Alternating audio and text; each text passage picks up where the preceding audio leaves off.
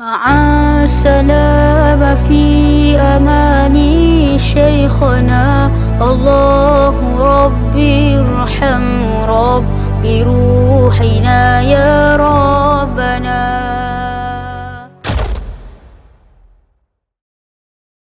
Adapun hilang seksa kemudian daripada taubat, maka iaitu diserahkan kepada Allah Ta'ala.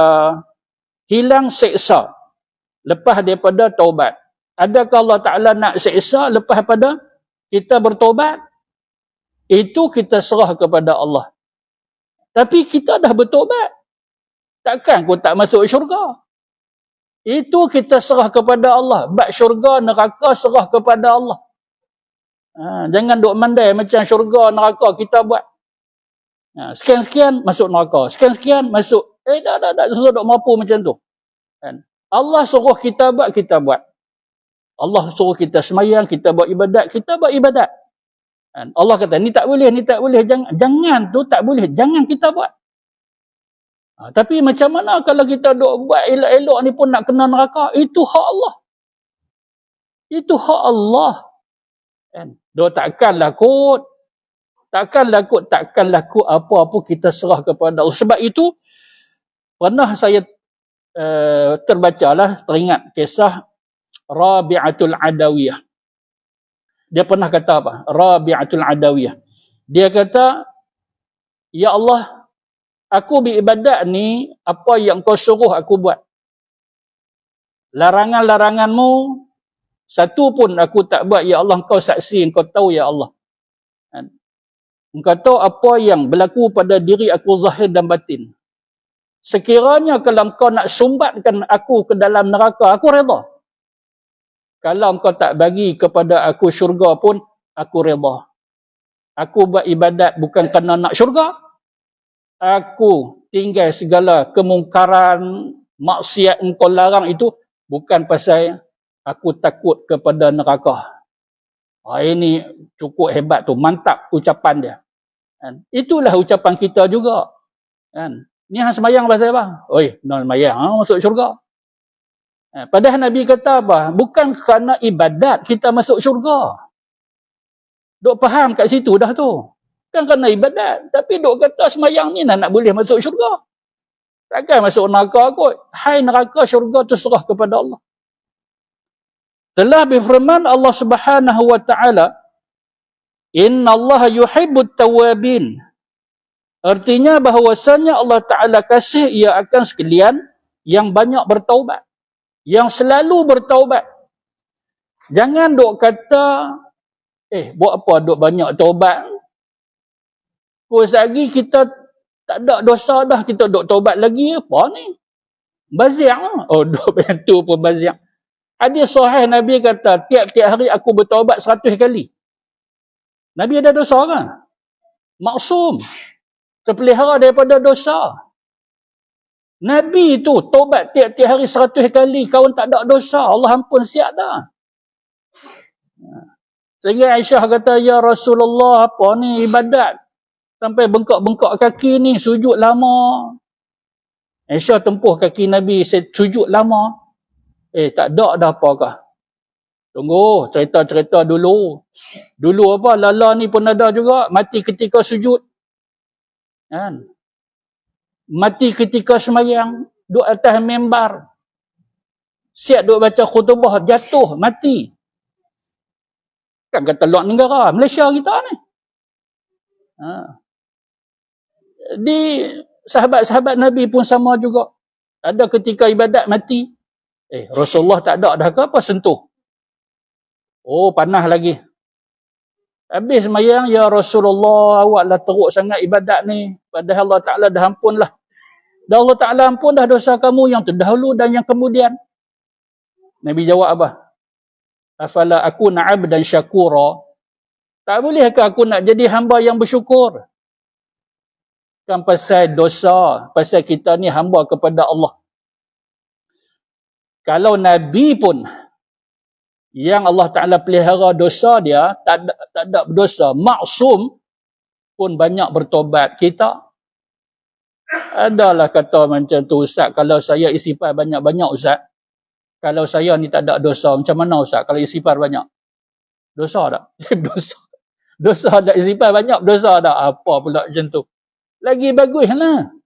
Kita dah pernah sebut dulu, Sayyidina Abu Hurairah. Tiap-tiap hari 12,000 kali istighfar. 12,000 kali. Apa dosa? Dosa apa yang Abu Hurairah buat?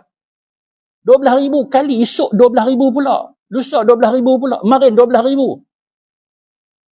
Amalan dia. Kita dosa berlungguk-lungguk. Kira tunggu semayang lah. Lepas tu 3 kali.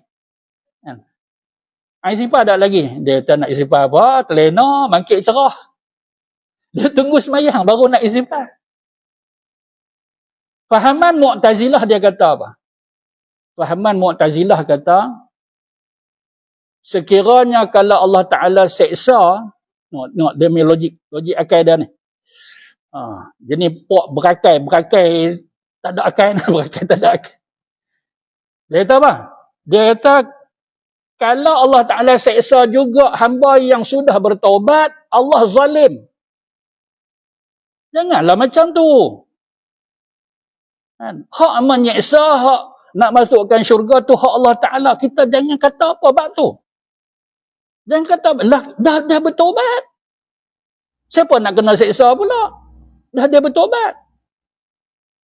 Kita saksi, kita tengok atau kita sendiri bertaubat. Tapi hak nak menyeksa ke tidak, tu hak Allah Ta'ala. Satu orang yang kita tengok dia sentiasa sembahyang sunat taubat, bertaubat dia elok, zahir, batin Allah hukum. Adakah dia macam yang dia buat ini? Dulu pernahlah kita cerita kan, satu orang yang Masya Allah cukup hebat dia. Ibadat dia, solat, tilawah dia, sedekah dia, rajin dia duduk tawaf. Orang duk tengok ni, saban hari ni duk tengok apa salah dia. Clear, bersih. Tapi yang herannya apabila dia mati, maka dia berada pada satu tempat yang Allah Ta'ala kurung untuk menyeksa dia. Ada kisah yang panjang berkenaan dengan kisah itu. Akhirnya ni kesimpulan daripada cerita itu, apa yang berlaku. Macam mana pula jadi macam tu? Satu orang yang kita anggap kalau sakat nak taubat tu, selesai lama adalah ibadat dia bermutu, berkualiti. Mulut dia jaga, mata dia jaga, tangan kaki dia jaga. Sehingga satu orang lihat ke dia, orang ni lah yang paling dia harap. Dia bagi kepada satu dekat syekh ni satu jumlah duit yang kata 1,000 dinar dan sebagainya. Amanah ke dia untuk dia simpan. Tapi sebenarnya apabila dia mati, dia berada di tempat yang Allah Ta'ala seksa. Kisah yang masyhur kita dah cerita dah dulu. Kesimpulan daripada cerita itu, apa yang berlaku, dia sendiri habaq, dia kata, kerana aku mengabaikan. Aku mengabaikan saudara aku, yang aku tak peduli ke dia, aku tak tanya habaq ke dia, putus silaturrahim. Jadi cerita dia, satu orang bertobat ke kita bertobat, tapi kita nak kena melihat segala-gala sudut perintah-perintah Allah Ta'ala. Ada pengabaian satu daripada hukum Allah.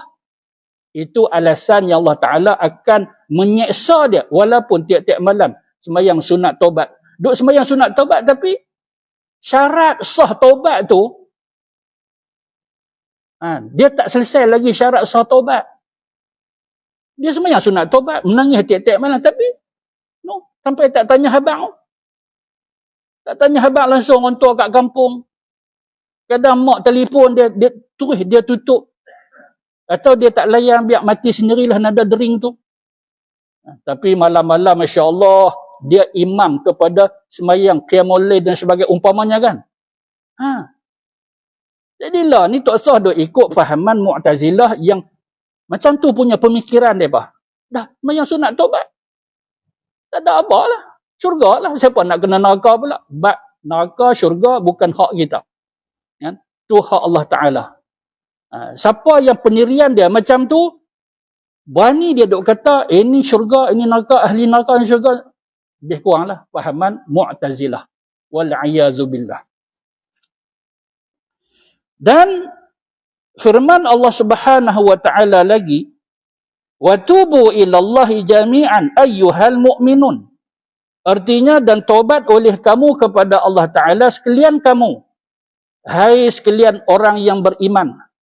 Siapa yang beriman, orang lelaki, orang perempuan tak kira, maka hendaklah dia bertaubat kepada Allah Ta'ala dengan sebenar-benar taubat.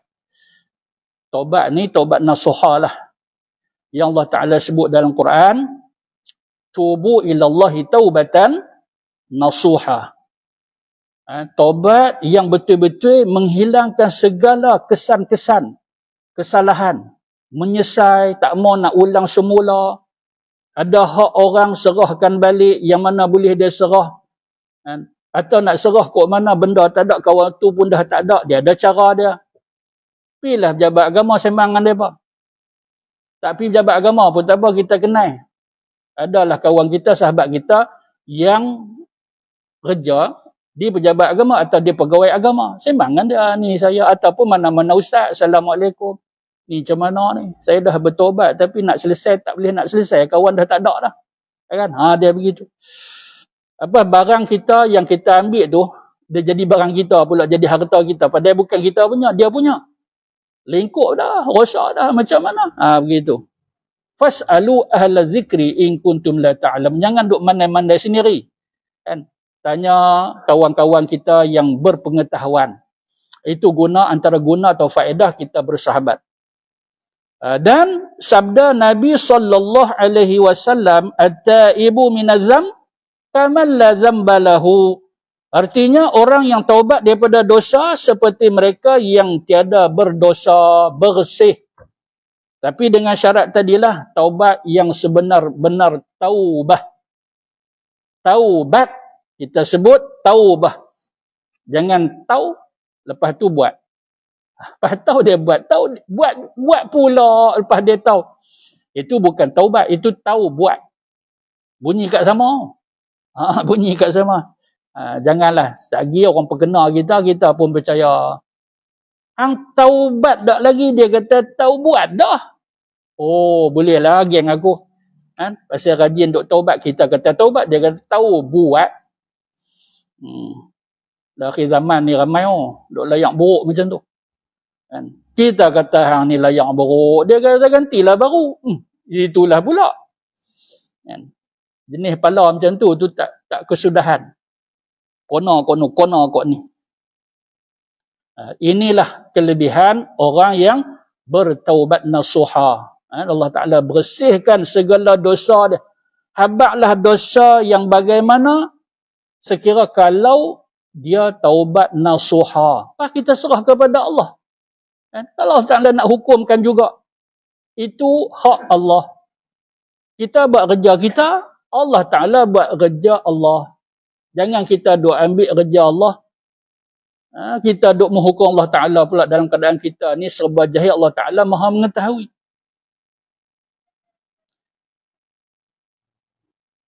Dan sabda Nabi, saya rasa ni tuan-tuan, tadi kita dah sebut, iaitu Nabi bertobat pada setiap hari 100 kali. Tak apa, ini hadis ni kita tangguh dahulu untuk kita panjangkan sebutan pada kuliah kita yang akan datang insya-Allah. Sebab kita dah sebut dah hadis tu, iaitu Nabi tiap-tiap hari Nabi bertobat sampai 100 kali. Inilah hadis dia. Yang kita sebut tadi tu, kita tak baca matan hadis, inilah matan hadis dia.